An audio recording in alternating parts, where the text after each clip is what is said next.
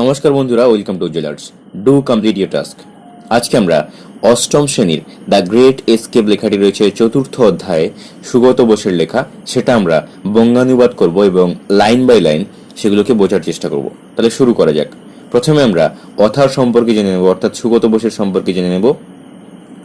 Sugata Bose is a historian, author and the Gardiner Professor of Oceanic History and Affairs at Harvard University। অর্থাৎ সুগত বোস ছিলেন একজন ঐতিহাসিক লেখক এবং গার্ডিনার প্রফেসর ওসিয়ানিক হিস্ট্রির বিষয়ে। এটা কোথায় হতো না, হচ্ছে হার্ভার্ড ইউনিভার্সিটিতে। হার্ভার্ড ইউনিভার্সিটির উনি একজন গার্ডিনার প্রফেসর ছিলেন ওসিয়ানিক হিস্ট্রি অ্যান্ড অ্যাফেয়ার্সে। এরপর আমরা দেখবো যে born to the eminent freedom fighter doctor Sisir Kumar Bose and Mrs Krishna Bose. অর্থাৎ উনি একজন এমিনেন্ট পরিবারে জন্মগ্রহণ করেছিলেন। এমিনেন্ট হচ্ছে বিখ্যাত পরিবার, যারা স্বাধীনতা সংগ্রামে যুক্ত ছিলেন, ফ্রিডম ফাইটার ছিলেন। ডক্টর শিশির কুমার বসু এবং মিসেস অর্থাৎ শ্রীমতী কৃষ্ণা বসু, ওনার বাবা মা, তাদের পরিবারে উনি জন্মগ্রহণ করেছিলেন। He is the grand nephew of Netaji Subhash Chandra Bose. তিনি ছিলেন নেতাজি সুভাষচন্দ্র বোসের প্রপৌত্র। গ্র্যান্ড নেফিউ কথার অর্থ হচ্ছে প্রপৌত্র। And the grandson of Saratchandra Bose, এবং শরৎচন্দ্র বসুর তিনি নাতি ছিলেন, গ্র্যান্ডসন ছিলেন। In 2011 Bose published his majesty's opponent. 2011 সালে তিনি প্রকাশ করেন হিজ ম্যাজেস্টিস অপোনেন্ট বলে একটা লেখা প্রকাশিত করেন। The present text is an extract from this book. ওই যে বইটি প্রকাশিত হয় হিজ ম্যাজেস্টিস অপোনেন্ট, এই লেখাটি বা এই বইটি থেকে নেওয়া হয়েছে, এই অংশটি বা এই অধ্যায়টি নেওয়া হয়েছে, সংস্কৃত অংশ। এবার আমরা মূল পড়ায় প্রবেশ করব, যেখানে প্রথম রয়েছে লেটস রিড এর পরে যে Netaji Subhash Chandra Bose born 23 January 1897 was one of the most famous Indian nationalist leaders who fought for India's independence from British rule। সত্যি কথা বলতে দ্য গ্রেট এসকেপ মানে হচ্ছে মহান পালিয়ে যাওয়া। মহান পালিয়ে যাওয়া কি, একটা মহান মানুষ কিভাবে পালিয়ে গিয়েছিলেন আমাদের দেশকে স্বাধীন করবার জন্য বা স্বাধীন করবার উদ্দেশ্যে, সেই সম্পর্কে আমরা এই গল্পটি পড়ব। কিভাবে সুভাষচন্দ্র বোস পালিয়ে গিয়েছিলেন, তার যে প্রসিডিওর বা হচ্ছে পদ্ধতিগুলো ছিল, সেগুলো আমরা দেখব। সুভাষচন্দ্র বোসকে নিয়ে নতুন করে কিছু বলার নেই। তার আমরা জন্মদিন পালন করে থাকি, তার মৃত্যুদিন আমরা পালন করি না। এবং তার মৃত্যু দিনটা আসলে কবে, সেটা এখনো অবধি আমরা ভারতীয়রা জানি না। এবং তিনি হয়তোবা আরো অনেক যুগ ধরে ভারতীয়দের মনে এভাবে জীবিত হয়েই থাকবেন এবং তাদের মনে জীবিত হয়ে বেঁচে থাকবেন এবং অনুপ্রেরণা যোগাবেন। নেতাজি সুভাষচন্দ্র বোস অ্যাকচুয়ালি একটা অনুপ্রেরণার নাম। তিনি বহু যুবককে ইন্সপায়ার করেন এখনো, যে কিভাবে লড়াই করে নিজের যে জায়গাটা বা নিজের যেটা প্রাপ্য সেটাকে কেড়ে নিতে হয়, সেই সম্পর্কে তিনি অনুপ্রেরণা যোগান। একজন নেতা এবং যাকে আমরা নেতাজি বলে চিনি, এবং তিনি আমাদের ভীষণ প্রিয়, এবং যিনি একজন স্বাধীনতা সংগ্রামী, সেটা ছিলেন নেতাজি সুভাষচন্দ্র বোস। তার সম্পর্কে আমরা পড়ছি। তো প্রথম লাইনে যেটা রয়েছে যে নেতাজি সুভাষচন্দ্র বোসের জন্ম হয়েছিল 23 জানুয়ারি 1897 সালে। তিনি ছিলেন বিখ্যাত যে সমস্ত জাতীয়তাবাদী নেতা ছিলেন, ইন্ডিয়ান ন্যাশনালিস্ট লিডার্স, ন্যাশনালিস্ট মানে জাতীয়তাবাদী, লিডার্স মানে নেতা, তাদের মধ্যে তিনি একজন ছিলেন। বিখ্যাত যে সমস্ত জাতীয়তাবাদী নেতা ছিল, ফেমাস মানে বিখ্যাত, তাদের মধ্যে তিনি একজন ছিলেন। হু ফট ফর ইন্ডিয়াস ইন্ডিপেন্ডেন্স, যারা যুদ্ধ করেছিলেন ফর ইন্ডিয়াস ইন্ডিপেন্ডেন্স, ভারতের স্বাধীনতার জন্য, ফ্রম ব্রিটিশ রুল, ব্রিটিশদের নিয়ম বা ব্রিটিশদের শাসনের হাত থেকে ভারতকে বাঁচাবার জন্য তারা লড়াই করেছিলেন। তাদের মধ্যে আমাদের নেতাজি সুভাষচন্দ্র বোস ছিলেন অন্যতম। To this purpose, he founded the Indian National Army, which included a women's regiment too।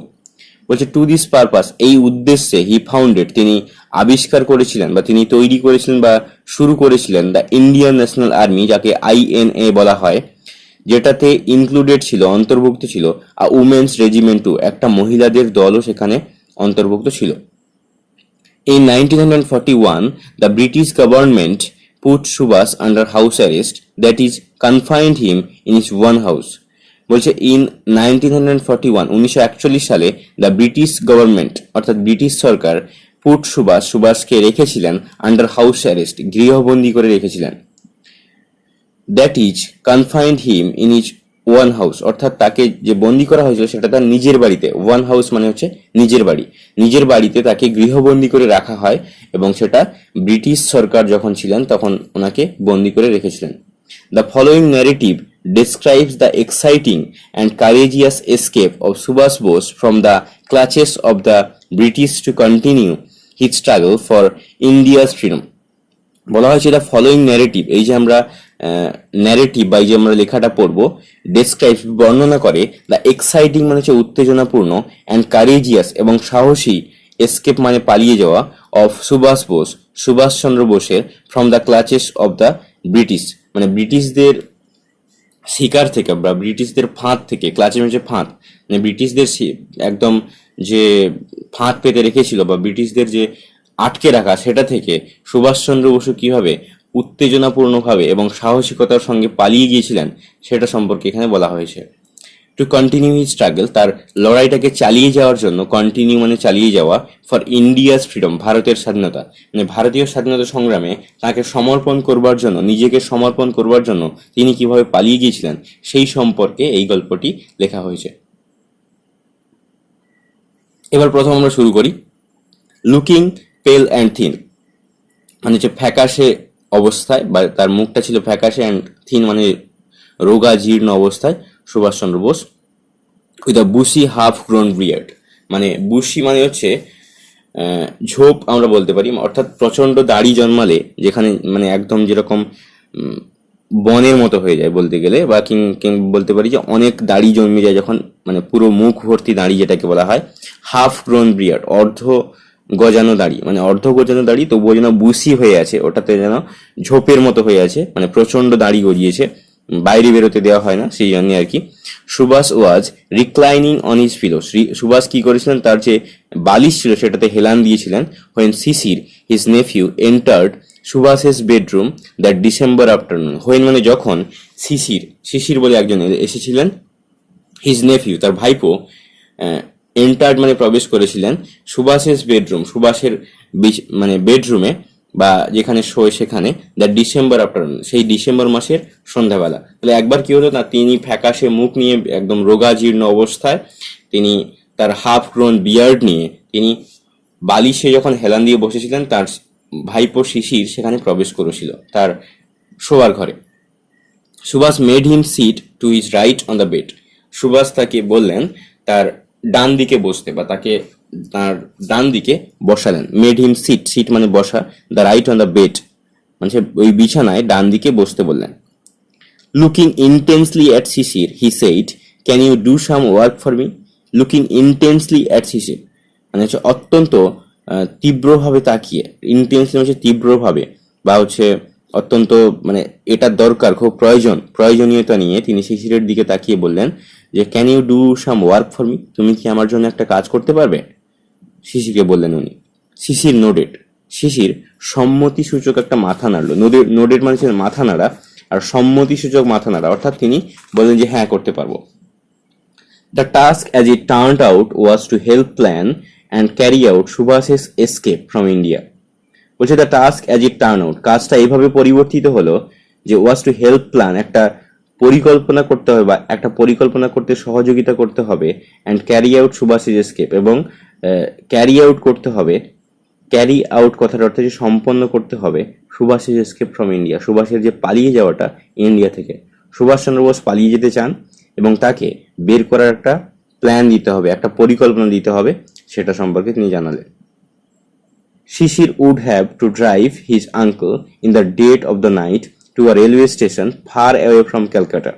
বলেছে শিশির would have to drive his uncle, শিশিরকে তার কাকুকে সঙ্গে করে নিয়ে বা তার কাকুকে নিয়ে তাকে গাড়ি চালিয়ে নিয়ে যেতে হবে in the dead of the night, রাত মানে ডেড অফ দ্য নাইট মৃত রাত্রে, মানে রাত্রির মৃত অবস্থায় বা যখন সবাই ঘুমিয়ে পড়বে রাত্রে, সেই সময়ে ডেড নাইটে মানে একদম মাঝরাতে বা যেই সময়টা সবাই ঘুমিয়ে পড়বে সেই সময় তার কাকুকে নিয়ে গাড়িতে করে চালিয়ে নিয়ে যেতে হবে। কোথায় যেতে হবে? টু আ রেলওয়ে স্টেশন, একটা রেলওয়ে স্টেশনে বা একটা ট্রেনে স্টেশনে, ফার অ্যাওয়ে অনেকটা দূরে, ফ্রম কলকাতা থেকে। কলকাতা থেকে অনেক দূরের একটা স্টেশনে সুভাষচন্দ্র বসুকে চালিয়ে নিয়ে যেতে হবে গাড়িতে করে। From his uncle's residence at Elgin Road, Shishir walked back that night to his own house at 1 Woodburn Park in a state of wonder and subdued excitement. অর্থাৎ ফ্রম ইজ আঙ্কেলস রেসিডেন্স, তার কাকু যেখানে থাকেন অর্থাৎ সুভাষচন্দ্র বোস যেখানে থাকেন সেখানকার যে রেসিডেন্স থাকার জায়গা অ্যাট এলগিন রোড থেকে শিশির ওয়াকড ব্যাক, শিশির হেঁটে ফিরলো দ্যাট নাইট সেই রাত্রে টু ইচ ওয়ান হাউস, তার নিজের বাড়িতে at 1 Woodburn Park in one Woodburn Park বলে একটা জায়গা ঠিকানা, সেখানে তার নিজের বাড়িতে ফিরলো in a state of wonder, একটা অবাক অনুভূতি নিয়ে, ওয়ান্ডার মানে অবাক হয়ে বা কি করবে না করবে ভেবে না পাওয়া, যে কি একটা পরিকল্পনা করতে হবে এরকম একটা চিন্তা মাথায় নিয়ে টেন্সড হয়ে সে ফিরলো। অ্যান্ড সাবডিউড এক্সাইটমেন্ট, সাবডিউড মানে হচ্ছে বলতে পারি আমরা যে বশীভূত, একটা ভীষণ উত্তেজনায় বশ হয়ে ফিরলো, মানে হচ্ছে এবার কিছু একটা করা যাবে, দেশের জন্য একটা কাজ করতে চাইছেন এবং দেশের হয়ে উনি একটা কিছু সহযোগিতা করতে পারবেন এটা বলা হয়েছে, এবং সেই জন্য উনি এক্সাইটেড হয়েছিলেন। আবার অন্যদিকে একটু চিন্তাশীল হয়ে পড়েছিলেন যে কিভাবে ওনার কাকুকে বের করে আনবেন। The police were keeping watch on Subhas's house, পুলিশরা কিন্তু সবসময় কিপিং ওয়াচ হচ্ছে লক্ষ্য রেখেছিলেন অন সুভাষেস হাউস, সুভাষচন্দ্র বোসের বাড়ির দিকে, সুভাষচন্দ্র বোসের বাড়ির দিকে সবসময় পুলিশ লক্ষ্য রেখেছিলেন। Though it was normal for a nephew to visit an ailing uncle, Subhas had an additional excuse for meeting his Nephew.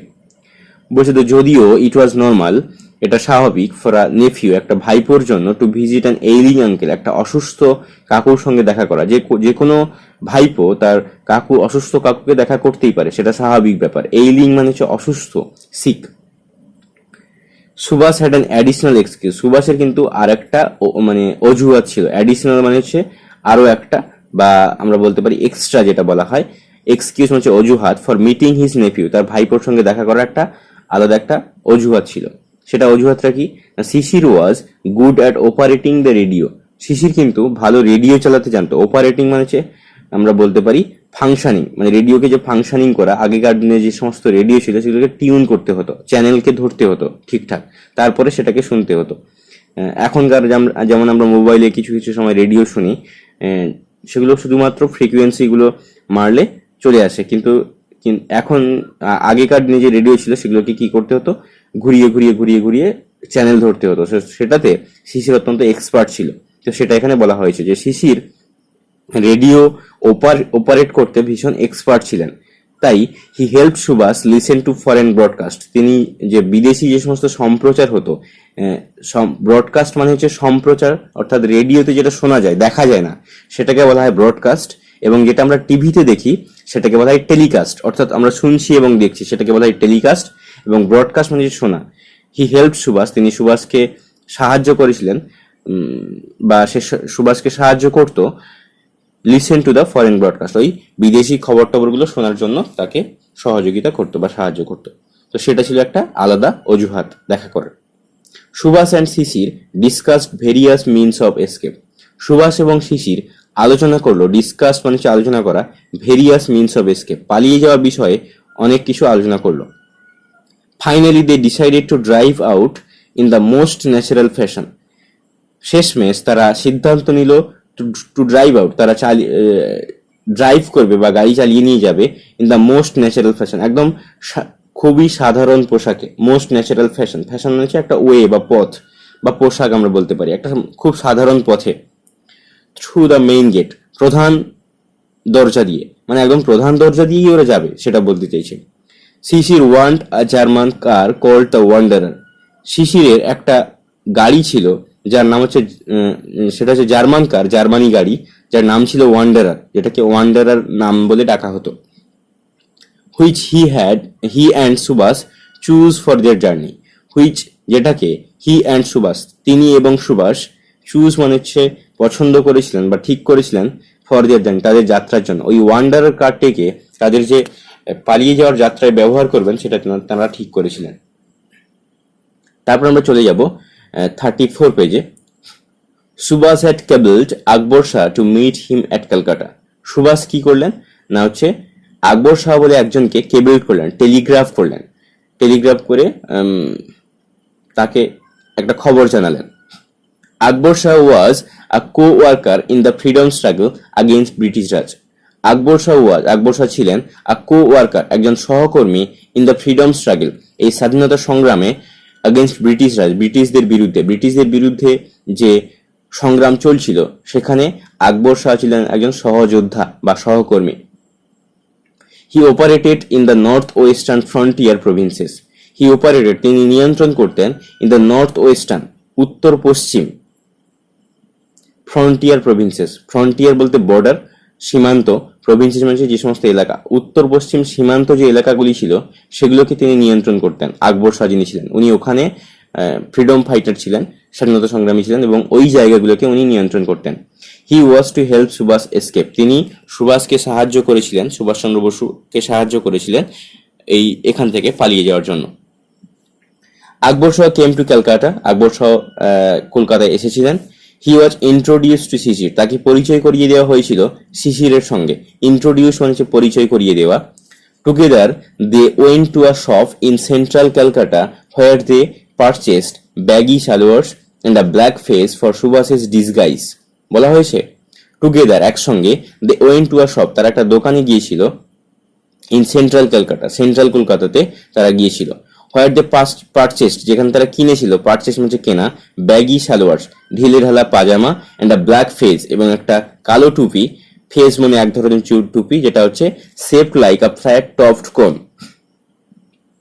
For Subhas's disguise সুভাষের ছদ্মবেশের জন্য, ডিসগাইজ মানে হচ্ছে ছদ্মবেশ, সুভাষের ছদ্মবেশের জন্য এগুলো তারা কলকাতার একটা মার্কেট থেকে কিনলো সেন্ট্রাল ক্যালকাটাতে।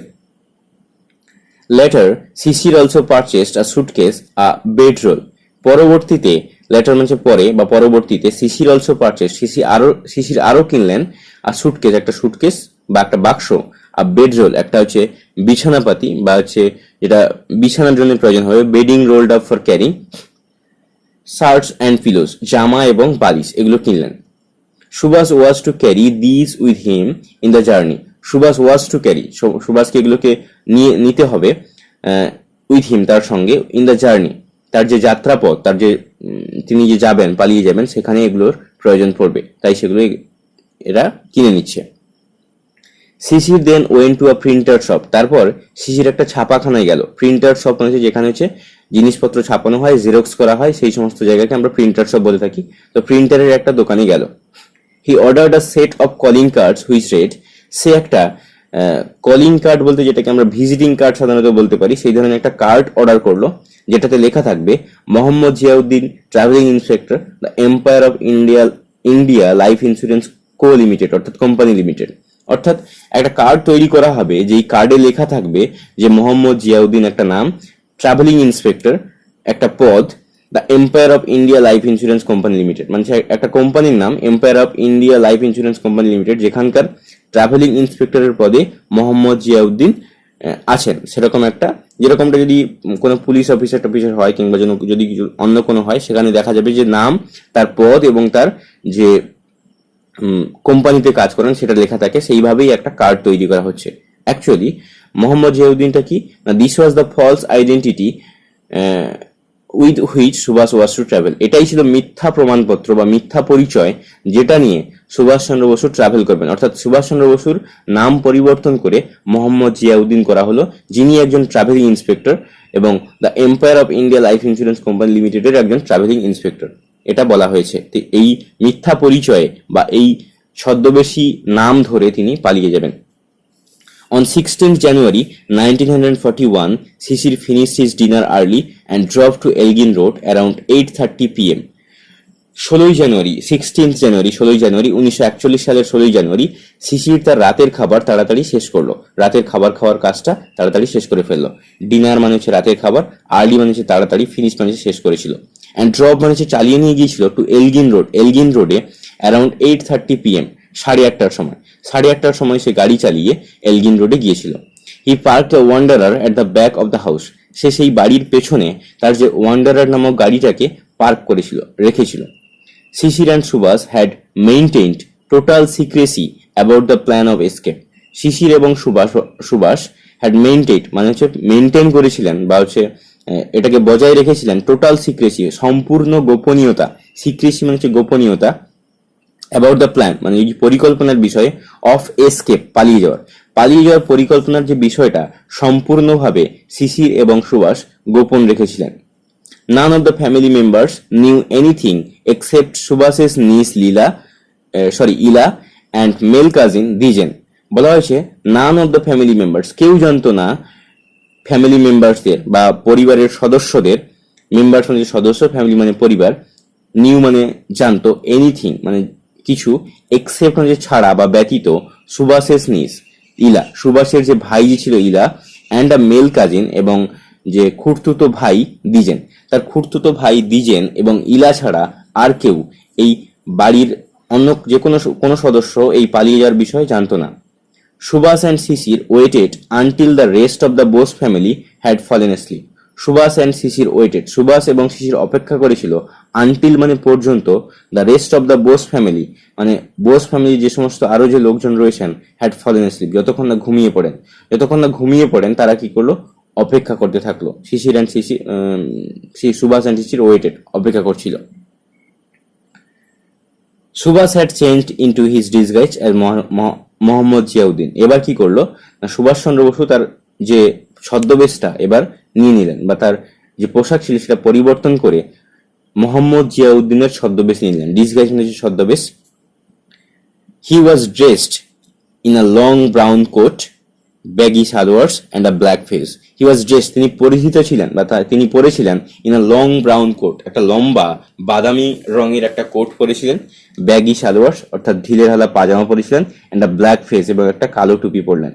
হি ওর গোল্ড ওয়ার রিমড স্পেকটাকেলস অর্থাৎ তিনি পরেছিলেন আ গোল্ড ওয়ার রিমড একটা সোনালী রঙের বা সোনার তার লাগানো স্পেকটাকেলস চশমা, একটা সোনার তার লাগানো বা সোনার তারওয়ালা চশমা, মানে দেখে যেন মনে হয় যে কোনো ইন্স্যুরেন্স কোম্পানির একজন কোন একটা বড় পদে রয়েছেন আর কি, সেটা দেখলে মনে হয়। ইন্স্যুরেন্স কোম্পানির লোকেরা কি করে, এইরকম ভাবে একটা আগেকার দিনের বর্ণনা করা হয়েছে যে ইন্স্যুরেন্স কোম্পানি যারা লোকেরা আগেকার দিনে যারা থাকতো ধনী এবং বিত্তবান ছিলেন, তো তারা তো এইরকম সোনার এরকম পরে টরে থাকবেন, তো সেভাবেই ছদ্মবেশটা সাজানো হয়েছিল আর কি, ওনাকে সাজানো হয়েছিল বা উনি ছদ্মবেশ নিয়েছিলেন।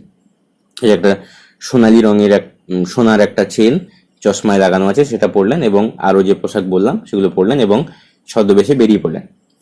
ইট ওয়াজ 1:35 AM, the night was moonlit. প্রায় 1টার সময়, রাত 1:35 সময়, তখন কিরকম ছিল রাতটা, জ্যোৎস্নার রাত, moonlit. Dijen signaled from an upstairs window that no policeman was nearby. বলছে দিজেন সিগন্যাল দিল বা জানান দিল ফ্রম অ্যান আপস্টেয়ার্স ওপরের সিঁড়ি থেকে বা ওপরের জায়গা থেকে, উইন্ডো দ্যাট ওপরের একটা জানলা থেকে, দ্যাট যে নো পুলিশম্যান কোনো পুলিশম্যান নেই, ওয়াজ নিয়ারবাই কাছাকাছি কোনো পুলিশম্যান নেই, এটার সিগন্যাল দিল দিজেন। এবার সিগন্যাল দেওয়ার পরে কি হলো, by day the policeman sat on a charpoy at the corner of Elgin Road and Woodburn Road. বলছে বাই ডে দিনের সময় বা দিনের বেলা, দ্য পুলিশম্যান যে সমস্ত পুলিশ অফিসাররা রয়েছেন, স্যাট মানে বসতো, মানে চারপই একটা চারপইয়ের ওপর, চারপই বলতে যেগুলো বসার জায়গায় খাটিয়া টাইপের হয় যেগুলোকে চারপই বলা হয়, চার পায়া যেটাকে বলে, মানে 4টে পায়া থাকবে সেগুলোর উপর পুলিশরা বসতো। At the corner of Elgin রোডের কোণে বসতো, অ্যান্ড উডবার্ন রোড এবার উডবার্ন রোডে বসতো। They paced up and down the street before Subhas's house. They paced up তারা পায়চারি করতো, down the street before Subhas's house সুভাষের বাড়ির সামনে বা সুভাষচন্দ্র বসুর বাড়ির সামনে তারা সারাক্ষণ পায়চারি করতো, পেস্ট আপ করতো। On the cool winter night of January 16, they had preferred the comfort of the warm blankets on the charpoy. On the cool winter night, এই ঠান্ডার রাত্রে of January 16, 16ই জানুয়ারির এই ঠান্ডা রাত্রে, they had preferred তারা বেছে নিয়েছে the comfort মানে আরাম of the warm blankets উষ্ণ কম্বলের ব্ল্যাঙ্কেটের on the চারপই ওই চারপইয়ের উপর। তারা এবার কি হয়েছে, রাত্রে যখন ঠান্ডা পড়েছে, দিনের বেলা তো ওরা পাইচারি করে, রাত্রে ঠান্ডা পড়ার কারণে তারা আরাম করার জন্য তারা ওই চারপইয়ের উপর ব্ল্যাঙ্কেট গায়ে দিয়ে ঘুমিয়ে পড়েছে বলা যেতে পারে। প্রেফার তারা এটা বেছে নিয়েছে যে রাতের বেলা একটু ঘুমোতে হবে, মানে অর্থাৎ তারা রাতে ঠান্ডায় ব্ল্যাঙ্কেট গায়ে দিয়ে ঘুমিয়ে পড়েছে, এটা বলা হয়েছে। এরপর চলে যাবো আমরা 36 পেজে। Subhash and Shishir hugged the inner wall of the long house corridor and tiptoed down the back stairs to the car. Subhash and Shishir hugged the inner wall. Subhash এবং শিশির কি করলো, ভেতরের যে দেওয়াল ছিল ইনার ওয়াল, হাগ মানে হচ্ছে আঁকড়ে ধরা বা জড়িয়ে ধরা, আঁকড়ে ধরলো ভেতরের দেওয়ালকে, of the long house corridor, ওদের যে লম্বা যে বাড়ির বারান্দা ছিল সেটাতে, ওই সেটার যে দেওয়ালটা সেখানে মানে আস্তে আস্তে পালিয়ে যাচ্ছে এবার, তো সেটাকে আঁকড়ে ধরলো সাবধানে। অ্যান্ড টিপটোড, এবং টিপটোড কথার অর্থ হচ্ছে যে walked without making any sound, কোনো রকম শব্দ না করে হাঁটাকে বলা হয় টিপটোড। তারা আস্তে আস্তে পা টিপে টিপে হাঁটা, যেটা বলে পা টিপে টিপে হাঁটলো down the back stair to the car, ওই পেছনের সিঁড়ি দিয়ে গাড়িতে যাওয়ার একটা পরিকল্পনা করলো এবং গাড়ির কাছে গেল। Subhas sat in the back, Subhas Chandra Bose গাড়ির পেছনে বসলেন। শিশির ড্রপ দ্য কার, শিশির এবার গাড়ি চালাতে শুরু করলো। He started the engine and drop out from 38/2 Elgin road as he had done on show many past occasions. বলছি হি স্টার্টেড, সে শুরু করেছিল, দ্য ইঞ্জিন ওই গাড়িটাকে চালানো, অ্যান্ড ড্রপ আউট এবং চালিয়ে নিয়ে গিয়েছিল, from 38/2 Elgin road, 38/2 Elgin road থেকে, অ্যাজ হি হ্যাড ডান যেরকমটা সে করেছে, অন শো মেনি অনেকবার, পাস্ট ওকেশনস আগে, মানে যেরকমটা সে অনেকবার আগেও এটা করেছে সেটা আবার করলো সে, যে সে ওই 38/2 এলগিন রোড থেকে গাড়ি চালিয়ে নিয়ে যেতে লাগলো। At Subhas's Elgin Road residence, the light glowed in his bedroom to give the impression that he was still there. At Subhas's Elgin Road residence, সুভাষের যে এলগিন রোডের যে রেসিডেন্স, মানে বাসস্থান বা থাকার যে জায়গাটা, দ্য লাইট গ্লোড, সেখানে লাইট জ্বলছিল, আলো জ্বলছিল, ইন হিজ বেডরুম, তার হচ্ছে শোয়ার ঘরে, তার শোবার ঘরে কি হয়েছিল, আলো জ্বলছিল। To give the impression, impression মানে এরকমটা বোঝানোর জন্য, গিভ মানে দেওয়ার জন্য, that he was still there, যে সে সেখানে এখনো রয়েছে, মানে সুভাষের ঘরে একটা আলো জ্বালা ছিল পুলিশ অফিসারদের বোঝানোর জন্য যে সুভাষচন্দ্র বসু তখনও ওখানে রয়েছে, মানে আলো দেখলে বুঝতে পারবে যে বাড়িতে রয়েছে, তাহলে মানে অন্য কোথাও গেছে বলে বুঝতে পারবে না, সেটার জন্য দেওয়া হয়েছে। As Calcutta slept, uncle and nephew crossed Howrah Bridge and went beyond the city's precincts. বলছে অ্যাজ ক্যালকাটা স্লেপ, যখন পুরো কলকাতা ঘুমে আচ্ছন্ন, স্লেপ মানে ঘুমিয়ে পড়েছে, আঙ্কেল অ্যান্ড নেফিউ কাকা এবং ভাইপো, ক্রস মানে হচ্ছে পেরিয়ে গেল, হাওড়া ব্রিজ অর্থাৎ Howrah bridge, and went beyond এবং চলে গেল অনেক দূরে, দ্য সিটিজ প্রেসিংস, সিটিজ প্রেসিংস মানে বাউন্ডারি, এই শহরের যে সীমান্ত, এই শহরের সীমান্ত রেখা, শহরের সীমান্ত রেখা পেরিয়ে কাকা এবং ভাইপো আমাদের হাওড়া ব্রিজ পেরিয়ে অনেক দূরে চলে গেল। Subhash poured Shishir coffee from the thermos, Subhash কি করলো, শিশিরকে একটু কফি দিলেন, পোর্ট করলেন, পোর্ট কথার অর্থ হচ্ছে দেওয়া আর কি, মানে হচ্ছে ঢালা, কফি ঢাললেন শিশিরের জন্য, ফ্রম আ থার্মোস, একটা থার্মোফ্ল্যাক্স থেকে। তারপর কি রয়েছে না, they shared a few anxious moments together when the car engine falter once. They share, তারা শেয়ার করলো বা তারা ভাগ করে নিল, আ ফিউ অ্যানসাস মোমেন্টস, কিছু উদ্বিগ্নের মুহূর্ত, অ্যানসাস মানে হচ্ছে উদ্বিগ্ন, মোমেন্টস মানে মুহূর্ত, টুগেদার মানে একসঙ্গে, হোয়েন দ্য কার ইঞ্জিন, যখন গাড়ির ইঞ্জিনটি, ফল্টার মানে গলযোগ দেখা দিল, ওয়ান্স একবার, যখন যান্ত্রিক গলযোগ দেখা দিয়েছিল, তারা একটা উদ্বিগ্নতার মুহূর্ত অনুভব করলো বা তারা একটা উদ্বিগ্নতার মুহূর্ত কাটিয়েছিল, যখন গাড়ি খারাপ হয়ে গেছে এবার ধরা পড়ে যেতে পারে, সেরকম একটা ভয়ের একটা মুহূর্ত কাটিয়েছিল তার। It started again and Shishir dashed at high speed through the dark night. It started again, যখন এটা আবার শুরু করলো অর্থাৎ ঠিক হয়ে গেল গাড়িটা, অ্যান্ড শিশির ড্যাশ মানে হাই স্পিডে চালানো, ভীষণ জোরে চালানো, এট হাই স্পিড মানেও ভীষণ স্পিডে, অর্থাৎ ভীষণ জোরে চালিয়ে নিয়ে গেল থ্রু দ্য ডার্ক নাইট, ওই অন্ধকার রাত্রের মধ্যে দিয়ে ভীষণ জোরে গাড়ি চালিয়ে শিশির যাচ্ছিল। At around 8:30 AM, they arrived at Barari near Dhanbad. এবার সকাল 8:30টার সময় তারা পৌঁছলো বারারি বলে একটা জায়গাতে, সেটা হচ্ছে নিয়ার ধানবাদ, ধানবাদের কাছে, অ্যারাইভ মানে পৌঁছানো। তারা 8:30টার সময় ধানবাদের বারারিতে এসে পৌঁছালো। They put up at the house of Sisir's brother Ashok. তারা কি করলো, শিশিরের ভাই অশোক ছিলেন, পুট আপ মানে হচ্ছে গিয়ে পৌঁছালো বা সেখানে গিয়ে উঠলো, ওই শিশিরের যে ভাই ছিল অশোক তার বাড়িতে গিয়ে উঠলো। Subhash kept his disguise on as Mohammad Ziauddin. Subhash কিন্তু তার ছদ্মবেশ রেখেছিলেন মোহাম্মদ জিয়াউদ্দিনের, মানে সেখানে কিন্তু পরিচয় দেননি। অ্যান্ড সেইড এবং বলেছিলেন, he had come on insurance business, তিনি কিছু ইন্স্যুরেন্স বিজনেসে বা ইন্স্যুরেন্সের ব্যবসার প্রয়োজনে এসেছেন। And was given a room to rest during the day. And was given এবং দেওয়া হয়েছিল, গিভেন মানে হচ্ছে দেওয়া, আর রুম একটা বিছানা, টু রেস্ট মানে হচ্ছে বিশ্রাম করবার জন্য, ডিউরিং দ্য ডে ওই দিনের সময় বিশ্রাম করবার জন্য তাকে একটা ঘর দেওয়া হয়, সেখানে তিনি বিশ্রাম করেছিলেন। They met and talked in the evening and had an early dinner. তারা সবাই দেখা করেছিলেন এবং কথা বলেছিলেন ইন দ্য ইভিনিং সন্ধ্যেবেলা, and had an early dinner এবং রাতের খাবারটা তাড়াতাড়ি খেয়ে ফেলেছিলেন। আর্লি ডিনার মানে তাড়াতাড়ি খেয়ে ফেলা। Mohammad Ziauddin left alone for Gomoh station which was some distance away. এবার তারপরের লাইনে যেটা রয়েছে, মোহাম্মদ জিয়াউদ্দিন এবার লেফট মানে ছাড়লেন, অ্যালোন মানে একা, ফর গোমো স্টেশন গোমো স্টেশনের জন্য, which was some distance away সেখান থেকে কিছুটা দূরে গোমো স্টেশন বলে একটা স্টেশন রয়েছে, সেখানে যাওয়ার জন্য ওই মোহাম্মদ জিয়াউদ্দিন বেরিয়ে পড়লেন, অর্থাৎ সুভাষচন্দ্র বোস ওখান থেকে বেরিয়ে পড়লেন।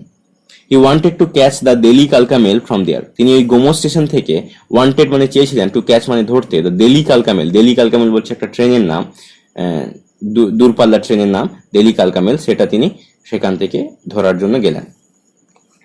A little further from the house, Sisir picked him up in his wanderer and drove towards the railway station.